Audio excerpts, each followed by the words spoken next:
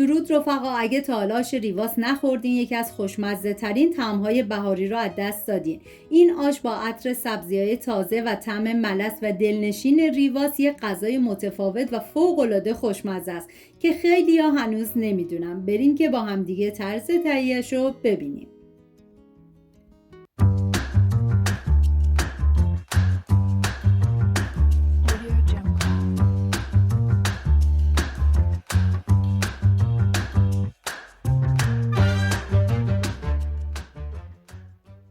پنج عدد پیاز رو به صورت خلالی خورد میکنم. این آش برای 7 نفر در نظر گرفته شده. شما به اساس تعداد نفرات مواد رو کم یا زیاد کنید. من اندازه ها رو هم در طول ویدیو میگم، هم داخل دیسکریپشن نوشتم.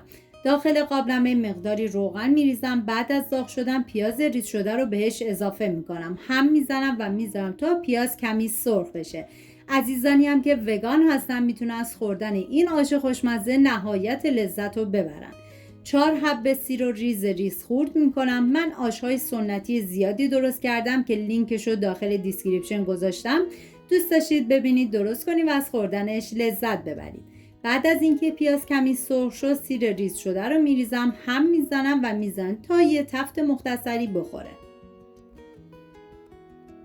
نوبت اضافه کردن ادویه هست، شامل نمک، پودر تخم گشنیز، فلفل سیاه، آویشن و زردچوبه.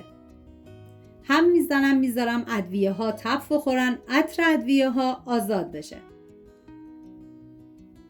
2 قاشق غذاخوری پونه کویی همراه با 1 قاشق غذاخوری نعنا خشک میریزم داخل قابلمه. هم میزنم تا با مواد مخلوط بشه. نیازی به تفت دادن زیاد اصلا نیستش.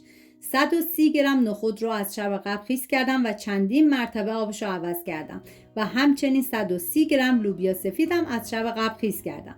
میریزم داخل قابلمه و آب بهش اضافه میکنم. زمان میدم تا حبوبات پخته بشه. من برای این غذا از عدس ریز استفاده کردم. شما اگه مثل من از عدس ریز خواستین استفاده کنین، تو همین مرحله بذارید با حبوبات بپزه. ولی اگر از عدس درشت خواستین استفاده کنید، بذارید حبوبات بپزه و عدس رو به صورت جداگونه بپزید. بعد از پخت حبوبات بهش اضافه کنید، چون عدس درشت له میشه ولی عدس ریز به هیچ عنوان له نمیشه و طعمش خیلی خوشمزه تر از عدس درشته. بعد از اینکه حبوبات پخته شد، 120 گرم برنج نیم دونه رو بهش اضافه میکنم که سعی کنید از برنج نیم دونه استفاده کنید. آش ریواس با طعم ملس و دلنشینش یکی از خوشمزه ترین آش‌های سنتی ایرانه. ترکیبی از عطر سبزی‌های تازه و ریواس که هر کسی رو عاشق خودش میکنه. زمان میدم تا برنج پخته بشه. توی این فاصله میریم سراغ سبزی. این آش شامل گشنیز، تره، جعفری و اسفناج هستش که مقدار جعفری از بقیه سبزی‌ها کمتره ولی بقیه سبزی‌ها به صورت مساوی هستش. خورد شدهش باید 400 گرم باشه و سبزی رو نه خیلی ریز و نه خیلی درشت خورد کنید. بعد از اینکه برنج پخته شد، سبزی رو بهش اضافه میکنم و نکته مهم این که در طی زمان پخت حتما چندین مرتبه هم بزنید، چون این غذا برنج داره احتمال اینکه ته بگیره زیاده. هم میزنم و میذارم تا سبزی پخته بشه.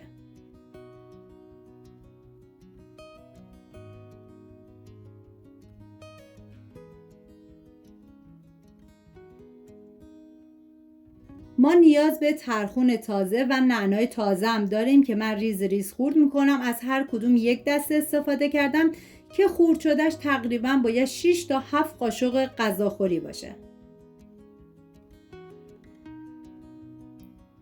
زمانی که سبزی آش رو اضافه کردم، نیم ساعت بعد اول یه هم میزنم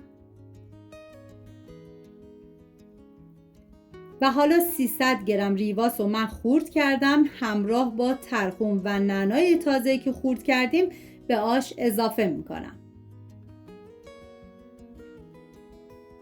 واقعا من هرچه از عطر و طعم و خوشمزگی این آش بگم کمه. باید خودتون دست به کار بشین و حتما درستش کنید. هم میزنم و زمان میدم تا سبزی و ریواسم پخته بشه. 4 قاشق غذاخوری سیرداغم من به این آش اضافه کردم. نمک غذا رو هم تست کردم، دیدم کم، نمکم بهش اضافه کردم. شما اگه سیرداغ نداشتین تو همون مرحله اول که 4 حبه سیر استفاده کردیم مقدار سیر رو بیشتر کنید. هم میزنم و دیگه زمان میدم.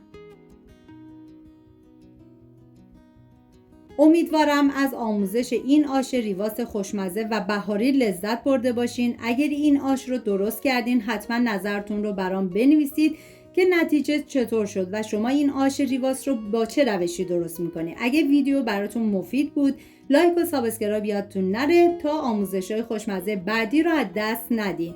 ممنون که تا اینجای ویدیو همراه من بودید. تا درودی دیگر، بدرود.